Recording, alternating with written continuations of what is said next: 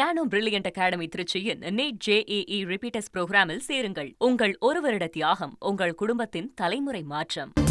இதுக்கு முன்னாடி காவிரியில தண்ணீர் விடாத காலகட்டங்களில் இதுக்கு முன்னாடி இந்த ஆட்சியாளர்கள் ஜெயலலிதா உட்பட எல்லாருமே நீதிமன்றத்தை நானாங்க. இப்ப இவர் கர்நாடக முதலமைச்சர் சந்திப்பது ஒரு தவறான முன்னுதாரணத்தை கொடுக்கும்னு சொல்லியிருக்காங்க சார். பல தலைவர்கள் இரண்டு காரணங்கள் இருக்கிறது. ஒன்று, எல்லா முதலமைச்சரும் முதல்ல அவங்களுடைய பிரதிநிதிகளாக அன்றைக்கு பொதுப்பணித்துறை அமைச்சராக இருந்த OPS-ஐ அனுப்பினார்கள். அவரோடு ஒரு அமைச்சரும் அனுப்பினார், சட்ட அமைச்சர். அப்போது சண்முகம் இருந்தார். 2 பேரையும் கனெக்ட் பண்ணி தான் அனுப்பிச்சாங்க. ஆமாம், கேரளாவுக்கு போனாங்க.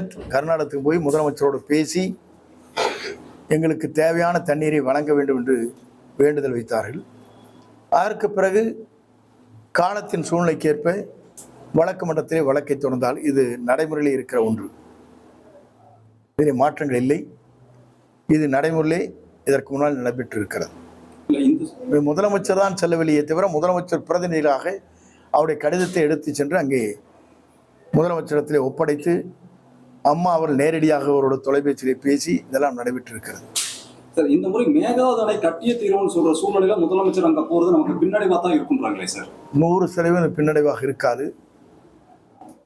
முதலமைச்சர் விஜய் இருக்கும் வரை மேகதாது அணை கட்ட முடியாது என்று அமைச்சர் செங்கோட்டையன் தெரிவித்திருக்கிறார். அந்த காட்சிகளை பார்த்தோம். கர்நாடக அரசு மேகதாதுவில் ஒரு செங்கலை கூட எடுத்து வைக்க முடியாது என்றும் அவர் தெரிவித்திருக்கிறார்.